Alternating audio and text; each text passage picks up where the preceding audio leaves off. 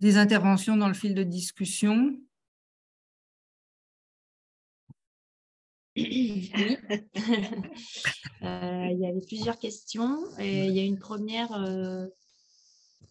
remarque qui était de Sylvia Rossi qui pose la question du statut de la connaissance produite dans les contextes transdisciplinaires, méthode scientifique plus travail avec les acteurs de terrain, égal, point d'interrogation. Tu veux que que je donne plusieurs questions ou... Sauf si quelqu'un veut intervenir un des participants de la table ronde veut intervenir sur cette première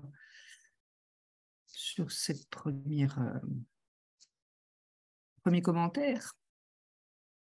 Moi, je veux bien intervenir parce que c'est une question que je me pose depuis le début de ce colloque parce que c'est vraiment une problématique à laquelle on est exposé.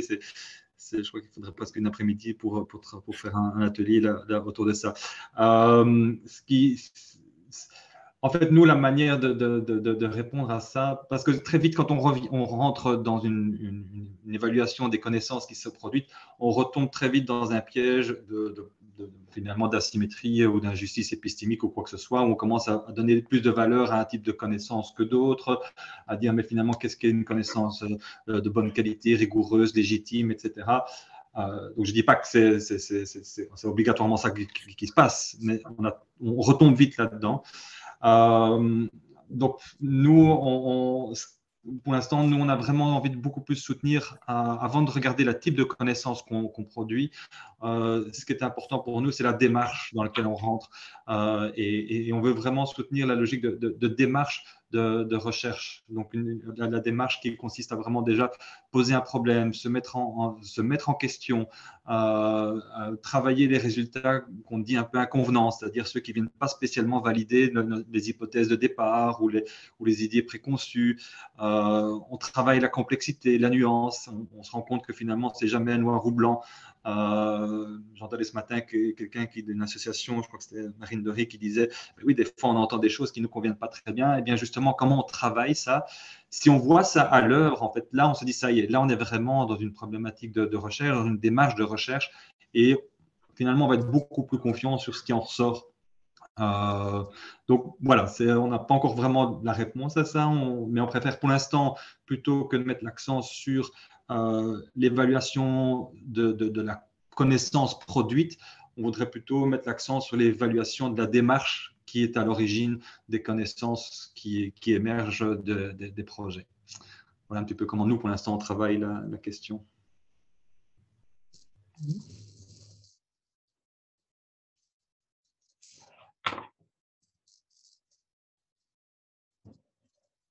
Oui, peut-être la question, le commentaire suivant. Ensuite, il y avait Charline qui a posté un long commentaire suivi d'une question où les questions du fait que un chercheur qui souhaiterait être proactif pour s'engager dans une RAP, mais avec des freins, avec des niveaux de fatigue qui peuvent être très élevés dans certains collectifs. Elle se pose la question de la responsabilité sociale du chercheur. Doit-on être proactif ou attendre qu'on vienne nous chercher? J'ai résumé, mais si Charline veut expliquer sa pensée. Oui, merci. En fait, c'est à peu près ça. C'est-à-dire que, de par mon travail de recherche, je m'intéresse au travail des acteurs qui essaient de faire bouger leur organisation. Donc, ça peut être les responsables RSE en entreprise, mais ça peut être aussi les acteurs de collectifs, d'associations. Et après, donc, j'ai découvert, et aussi, du coup, je me posais la question, ok, c'est intéressant de regarder la responsabilité sociale des autres acteurs, mais moi, en tant que chercheuse, quelle doit être ma responsabilité sociale et comment je peux faire de la recherche autrement? Et j'ai découvert la RAP il y a quelques années. Du coup, je me suis dit, mais en fait, ça correspond tout à fait. Donc, comment dire, j'essaie d'aborder mes nouveaux terrains de cette manière. Aussi bien dans le monde de l'entreprise que avec les associations. Et j'ai pour le moment, certainement parce que je m'y prends mal, mais reçu pas mal de, comment dire, de rejets, on va dire, en me rendant compte que finalement, dans le milieu des transitions, on est beaucoup d'acteurs à vouloir changer les choses. Et je me suis confrontée à une certaine, ce que j'ai ressenti comme un peu de la compétition entre les différents acteurs. Voilà, il ne faut pas prendre la place de ceux qui veulent faire. Mais moi, j'arrive aussi avec une envie de don, de contribution. Je ne sais pas si je suis assez claire. Il me faudrait plus de temps pour exprimer. Donc, du coup, je réfléchis aussi à écrire tout ça. Voilà, si vous avez des pistes de réflexion sur voilà, quelle responsabilité du chercheur aussi, qui peut être confronté sur le terrain à des rejets par des acteurs qu'il pense aussi vouloir venir soutenir. Voilà, je ne sais pas si je suis claire, pardon. Et donc, en effet, faut-il être proactif ou plutôt, ce serait mieux de ne pas être proactif et attendre qu'on vienne à nous. Voilà.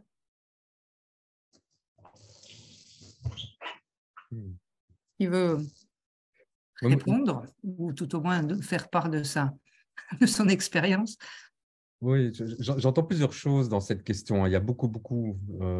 Moi, la première remarque que je voudrais faire, c'est qu'il y a une tension effectivement entre des volontés individuelles et puis des institutions. Donc, si on met tout le poids de la responsabilité sur des individus, on va tout de suite droit à des problèmes de fatigue, justement, d'autres choses. Donc, le premier conseil que je donnerais à un chercheur qui se sent responsable de quelque chose, c'est de trouver le collectif où il sera accueilli, parce que sinon, il ne va pas tenir le coup. Ça, c'est la première chose à faire.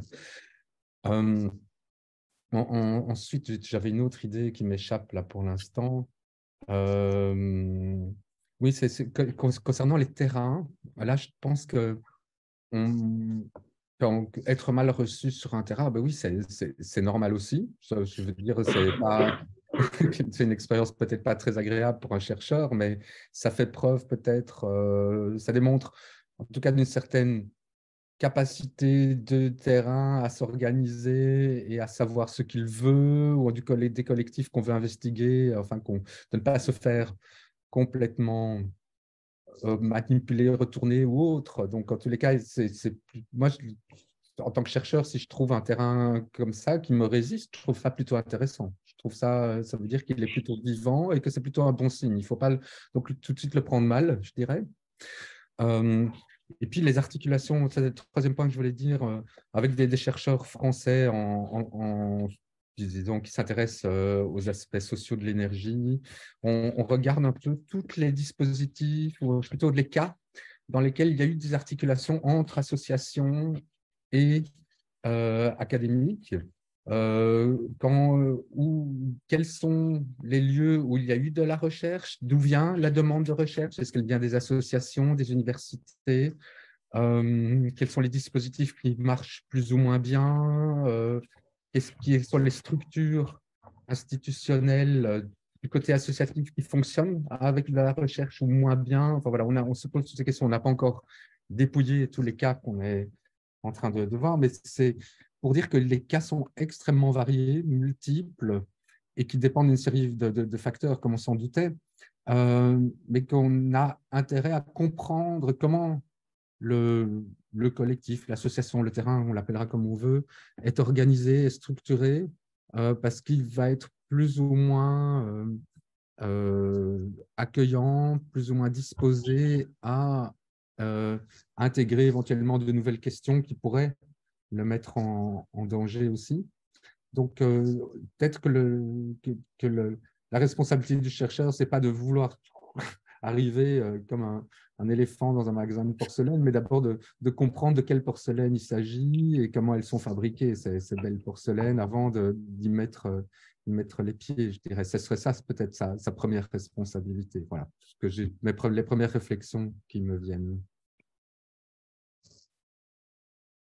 Oui, moi je voudrais encore ajouter quelque chose par rapport à ça. C'est que ce qu'on observe des fois, même souvent dans les projets, c'est que il y a une survolonté des chercheurs académiques qui ont intégré cette notion de changement de posture, qui sont bien conscients qu'il y a quelque chose à changer, etc., mais qui, à un moment donné, n'osent plus non plus à assumer leur rôle et leur savoir et leur expertise et ce qu'ils ont appris. Donc, je pense qu'il faut être très attentif, et ça fait partie du soin dont je parlais tout à l'heure, c'est que il s'agit en aucun cas de nier et de ne pas pouvoir se reposer sur les apprentissages, les méthodes, les expertises, les connaissances que chacun a construit. Et de nouveau, c'est ça pour moi aussi le changement de posture. Et si on se met en co-création, c'est pas parce qu'il y a un chercheur et qui arrive sur un terrain ou quoi. Non, c'est une inclusion qui concerne tout le monde, qui concerne aussi le chercheur qui arrive. Et le chercheur arrive avec tout son background, sa formation, ses connaissances. Et elles ont énormément de valeur pour le projet. Nous, on a beaucoup de projets où finalement, il y a réellement il y a un chercheur académique dans le projet, mais soit il n'ose pas, soit il ne se sent pas légitime au point, mais ça manque vraiment au projet. Donc, il ne faut pas... C'est ça, je crois, la difficulté, c'est qu'il y a un changement de posture qui est demandé, il y a quelque chose qui est suggéré là, mais ça ne veut certainement pas dire qu'il faut effacer, réduire et se remettre dans une posture, finalement, s'auto-minimiser en quelque sorte dans les projets. Je crois que c'est tout l'enjeu. Donc voilà, je pense qu'il faut aussi pouvoir se dire, tiens, ma responsabilité, c'est aussi d'amener ce que je suis et ce que je peux apporter au projet. Voilà, pour ajouter ça. Merci. Next. En fait, il y avait... Vas-y. Pardon. Ensuite, il y avait Jacques. Alors, je ne sais pas si c'était en réponse à ce que disait Xavier sur les 15 mois de co-construction des projets en amont. Mais là, l'idée, c'était de se dire, est-ce qu'il ne serait pas possible de demander aux acteurs de négocier leurs projets en amont avant de soumettre les demandes de subvention, étant donné que arrimer la demande sociale et l'offre académique est chose difficile. L'idée, ce serait de laisser la responsabilité aux acteurs de faire une partie de ce travail en amont. Et il précise que cet arrimage en amont, avant la demande de subvention, est une stratégie recommandée par certains organismes subventionnaires au Canada. J'ajouterais, si je peux, vous savez, le chercheur, il faut distinguer le chercheur de la personne. Le chercheur n'est pas que chercheur dans sa vie. Il y a beaucoup de chercheurs qui sont déjà engagés, sont des acteurs, contribuent à une cause dans le domaine de l'environnement ou il y a tellement d'autres causes qui fait que il arrive souvent qu'un chercheur initie propose un projet, mais le propose à d'autres acteurs qui ne sont pas chercheurs, qui sont non-chercheurs, et qui éventuellement arrivent avec une proposition ensemble, ce qui est une situation presque idéale. Mais ce qui m'amène à cette idée-là, faire le travail de médiation, arrimer l'offre et la demande, le chercheur qui a une bonne idée ou l'association qui cherche un chercheur, c'est un travail difficile. C'est très difficile de faire cette image de l'offre et de la demande. Une stratégie que certains programmes subventionnaires ont adoptée au Canada, c'est qu'ils demandent aux gens de faire ce travail-là en amont, de se parler les uns aux autres et d'arriver avec une proposition, avec un début de concertation pour un projet qui serait subventionné si toutes les conditions s'y trouvent et avec des considérations d'inclusion aussi, qui est le thème du colloque, à savoir que certaines populations qui n'ont pas voix au chapitre, qui ont peu de pouvoir, soient bien représentées et participent à toute la démarche. Ça peut sauver, je suis sûr, Xavier, que vous avez pensé à la chose et puis que si la solution était évidente, vous y auriez déjà pensé, mais c'est une stratégie possible. Remettre cette responsabilité à la société civile et aux chercheurs de se concerter, de dialoguer et de développer des projets qui ont, du même coup, plus de chances de succès. En incluant incidemment des décideurs, des personnes influentes qui vont pouvoir donner une certaine crédibilité et visibilité au projet plutôt que d'en faire un projet trop local et qui devient au fil des années anecdotique.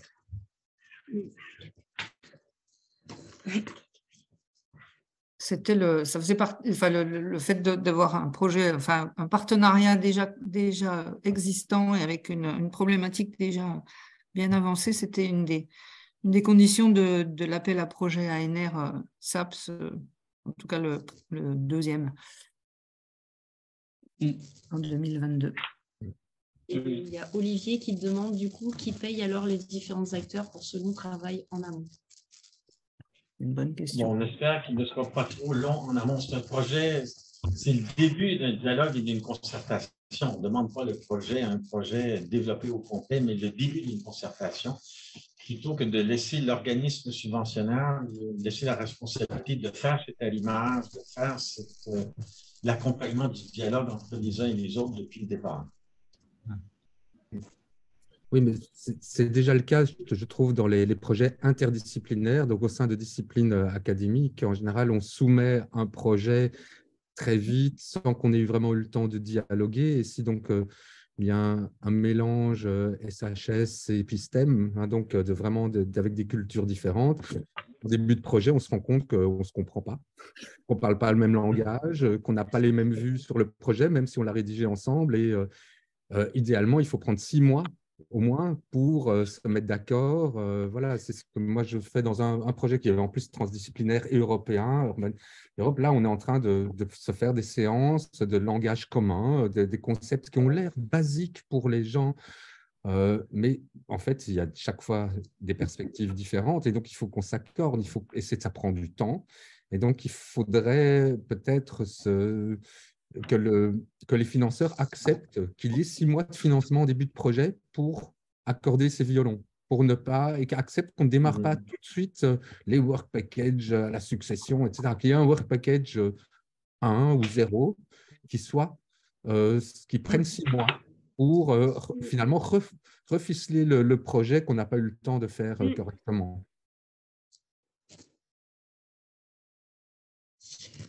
Oui, Evelyne, je vais prendre la suite. Oui. Ne serait-ce que pour illustrer ce que disait Jacques, on a vu une évolution assez fulgurante des bailleurs canadiens, donc, qui sont principalement publics. Hein. On parle du CRSH et du CRSNG de Santé Canada, qui sont un petit peu les déclinaisons de l'ANR français, hein, aussi bien les sciences sociales que les sciences de la vie de la Terre et puis la santé.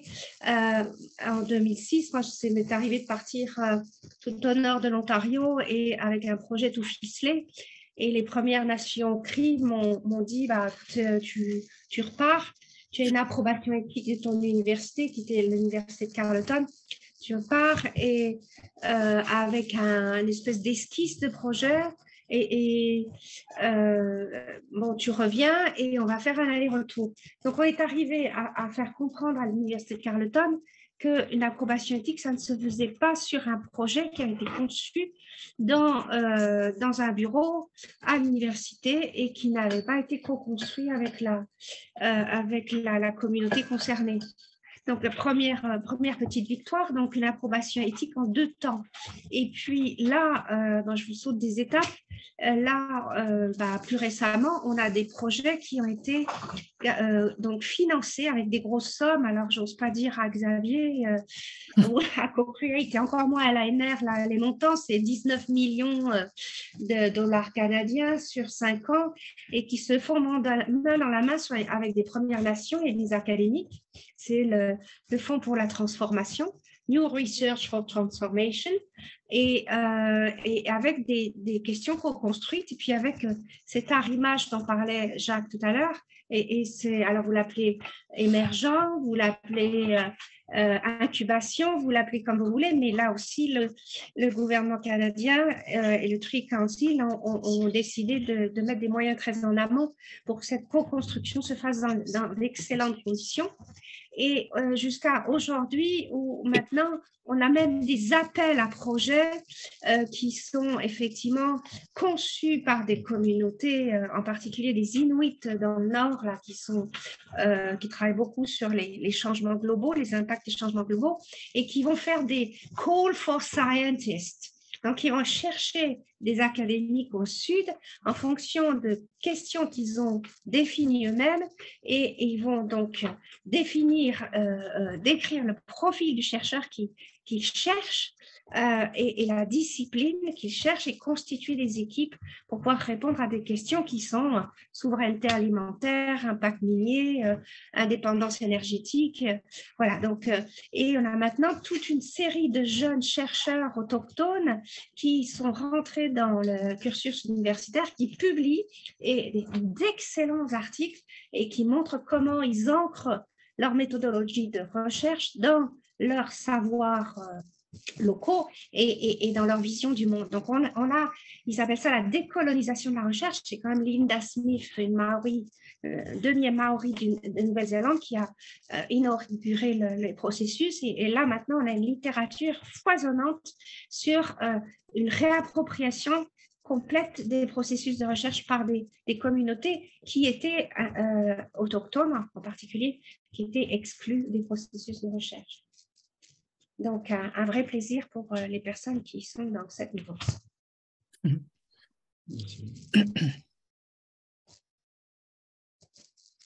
Ensuite, il y avait une question de Bertrand, qui, avant de laisser parler Cyril, il y avait une question de Bertrand au sujet de la généralisation. Est-ce qu'il ne faudrait pas plutôt parler de généralisation d'un processus, d'une approche, plutôt que des connaissances, j'imagine? C'est ce que je veux dire. Le processus, c'est une forme de connaissance, donc ok. Oui, non, il faut envisager la généralisation, c'est ce que j'ai dit tout à l'heure, c'est pas copier une recette qui marche bien quelque part, c'est plutôt s'en inspirer et tenir compte des leçons, enfin des leçons, de l'expérience, de l'expérience vécue par certains pour la réinjecter dans son propre projet de recherche. Donc il y a toute une littérature sur la généralisation dans le cadre des transitions, donc si ça vous intéresse, vous pouvez vous y plonger. Mais effectivement, on réfléchit beaucoup parce que effectivement, dans le cadre des transitions, si on veut vraiment envisager une transformation au niveau de la société, forcément, il faut qu'il y ait une forme de généralisation. Sinon, ça va rester dans des niches qui vont peut-être améliorer pour se transformer, mais uniquement dans une situation bien particulière et pas au niveau de la société.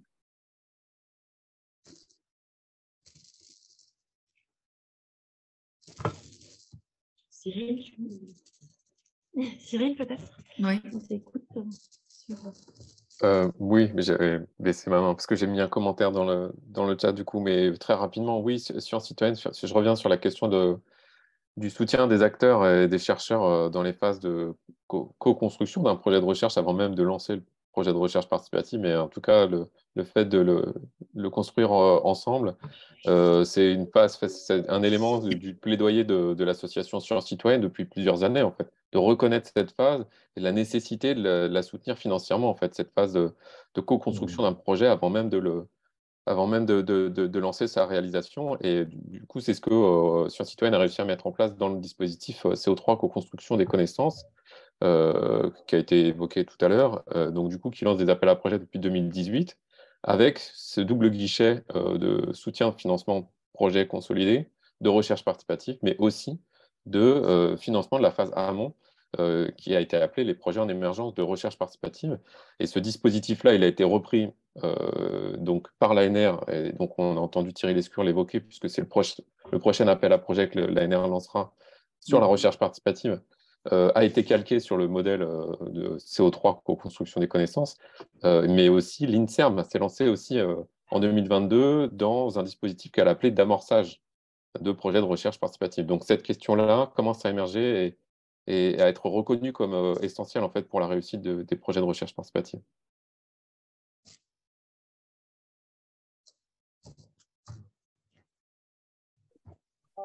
Alors, je crois que Florian avait aussi fait un commentaire dans le chat. C'est un commentaire, c'est une question en fait. Moi, je suis dans le comité scientifique de l'ANSES sur le programme de recherche et je trouve qu'il y a bien sûr, il faut donner la voie à la co-création en amont des problèmes de recherche, mais est-ce que les structures de médiation n'ont pas un rôle aussi de correcteur des effets systémiques par lesquels la recherche est menée? Je pense par exemple à la question des substances toxiques. Quand on voit à l'ANSES comment en fait tout est organisé par substance, sur les modèles animaux en termes médicaux, sur l'émission la détection des émissions dans les réseaux météorologiques, etc.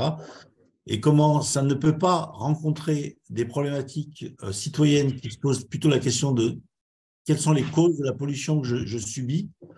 Et en fait, les deux niveaux ne se rencontrent jamais. C'est-à-dire, il n'y a pas possibilité de le faire. Et est-ce que c'est pas le jeu de structure de médiation d'être, dans un certain nombre de cas, proactif en disant on dégage des effets systémiques qui fait que ça ne se rencontre pas, ce qui se passe sur le terrain et ce qui se passe dans les labos. Et est-ce que la mission de ces structures de médiation, c'est pas aussi de générer des correctifs de l'effet systémique de construction de la recherche par rapport à des questions que se pose la population. Il y a vraiment, c'est même pas une question de bonne volonté, de pas bonne volonté, c'est une question de structuration de la recherche. Voilà. Oui, je pourrais ajouter à ça, au-delà de la structuration de la recherche, c'est une question de la hiérarchisation des savoirs et du type de production de connaissances. Moi, j'avais pu un peu regarder la controverse autour des effets sanitaires de la 5G. Et j'avais constaté qu'il y avait la controverse venait du fait qu'on avait deux types de connaissances qui s'affrontaient et qui n'étaient pas reconnus mutuellement. Donc, il y a les modèles de laboratoire où on ne voit rien, on ne voit pas d'effets sanitaires. Et puis, il y a le terrain qui montre plein de choses, les médecins de première ligne, les associations, l'électro-hypersensibilité, etc.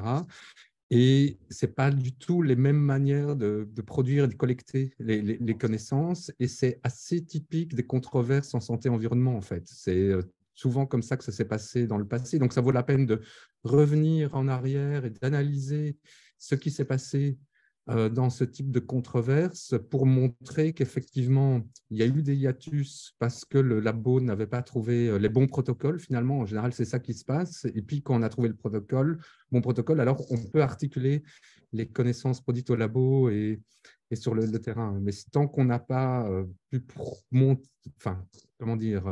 construit le bon dispositif de laboratoire, la controverse perdure au nom de cette hiérarchie qui dit que ce qui est produit au laboratoire est plus pur, plus juste, etc. Donc, là, on s'affronte vraiment, je trouve, à une question épistémologique, c'est-à-dire quelle est la valeur des différents types de savoirs produits. Alors, il est 5h30, donc on va peut-être conclure. Je voulais demander aux trois intervenants vous avez chacun 1 minute et demie pour conclure. Donc, alors, comme Grégoire vient d'intervenir, on va peut-être demander à Xavier ou Emmanuel de prendre la parole en premier. Je vous laisse la main, Xavier. Ok, merci. Juste une petite conclusion. Il y a une semaine, j'envoyais un mail à quelqu'un qui m'avait beaucoup accompagné et inspiré pour lancer le programme Co-Création et qui aide beaucoup, dont j'aime beaucoup l'approche. En lui disant, voilà, j'ai l'impression que c'est une machine à problèmes, ça crée plus de problèmes qu'autre chose, c'est un échec total. Voilà, il m'a répondu assez vite, sentant mon désarroi, il m'a tout de suite rassuré et il m'a dit, Xavier, si ça cause des problèmes, s'il y a des tensions, c'est parce que vous n'êtes pas dans de la recherche cosmétique, c'est parce que vous êtes dans l'authentique, vous essayez vraiment de faire quelque chose. C'est évidemment, ça bouscule les postures, ça change les positions de chacun et c'est pour ça que ça crée des fois des tensions, des difficultés. Évidemment, le but n'est pas de les laisser tel quel et de se résigner à cette tension. L'idée, c'est après justement d'accompagner cela, d'en prendre soin. Mais donc, voilà, ça m'a soulagé un petit peu en me disant, ça n'est pas grave, c'est normal, c'est preuve d'authenticité. Maintenant, l'enjeu va être vraiment de prendre soin de ça. Merci. Emmanuel? Alors, difficile de conclure.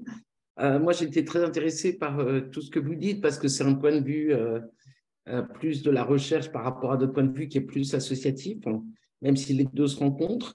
Voilà, je trouve que l'idée, parce qu'en fait, on a les UPP locales et on a aussi une association qui porte les UPP dans laquelle il y a des universitaires et il y a aussi des parents. Et on aimerait, dans l'avenir, mener des recherches ensemble. Et là, ça serait des co-recherches, c'est-à-dire avec vraiment justement une problématique et une question de recherche qui soit co-construite par les parents et universitaires. Donc, du coup, tout ce que vous avez dit m'intéresse et je crois vraiment qu'il y a un enjeu sur comment on construit cette question de recherche, la recherche ensemble. Pour moi, c'est fondamental. C'est-à-dire qu'il faut vraiment qu'il y ait les citoyens à ce moment-là aussi, quoi. Et c'est un enjeu fondamental pour moi. Et voilà ce que je dirais pour l'instant. Pour conclure. Oui, pour conclure sur l'Open Lab, je pense que les difficultés qu'on a pour l'instant à le monter en raison d'un manque de reconnaissance institutionnelle témoignent précisément de ce que disait Xavier, qu'on est là dans un dispositif qui remet en question énormément de choses et que l'espoir, c'est qu'en passant par certains professeurs et aussi surtout en formant des étudiants, en tous les cas en parallèle, à d'autres manières de faire de la recherche et de s'intéresser à des enjeux cruciaux, on arrivera à bousculer un peu les hiérarchies actuelles. Merci. Écoutez, on est juste dans les temps. Je crois qu'on a balayé un certain nombre de questions. On n'a certainement pas fait le tour de toute la question, mais bon, en 1h30, c'était un peu compliqué. Je vous remercie de vos interventions, aussi bien les participants, les invités à la table ronde que les personnes du chat, entre guillemets, puisqu'on a quand même pu interagir aussi en live. Et donc, je rends l'antenne à Bertrand. Merci Evelyne et merci à tous. Eh bien donc, on termine la première journée. Mon sentiment, c'est que la question, finalement, la question posée des leviers de l'inclusivité ne sera pas tout à fait résolue à l'issue du colloque, mais en tout cas montre que il faut la travailler, la retravailler sans doute pour essayer de mieux la définir en fonction des différents projets de recherche. On a parlé d'inclusion, d'inclusivité, d'intégration. Enfin, qu'est-ce que l'inclusivité réellement dans les projets de recherche participative. Voilà. On a différents thèmes qui ont été aussi abordés. Demain matin, on aura le thème autour des questions environnementales plutôt. Donc, on aura sans doute aussi un autre point de vue par rapport à ce que représente l'inclusivité. Voilà, moi, pour l'instant, je suis vraiment très, très satisfait par la qualité des débats et du colloque. Voilà. Donc, je vous donne rendez-vous demain matin à 9h pour la suite, jusque demain midi. Voilà. Yeah. Merci beaucoup. Oui, je peux préciser que demain après-midi, pour ceux qui n'étaient peut-être pas là ce matin, donc on a annulé l'atelier du vendredi après-midi puisque voilà, on avait pensé une question et puis un processus de traitement sous forme d'atelier un peu dynamique qu'il est difficile de reproduire en numérique, donc on a décidé plutôt d'annuler cette séquence, d'autant plus que, voilà, vous voyez, une journée devant l'écran, déjà, c'est assez fatigant, donc peut-être n'aurions-nous peut-être pas eu beaucoup de monde non plus demain après-midi, compte tenu de ce changement de présentation. Voilà. Merci. Merci, à demain. J'espère Merci que vous serez nombreux demain. À demain. Et à À demain. demain. Au revoir. Bonne soirée. Demain. Au revoir. Merci.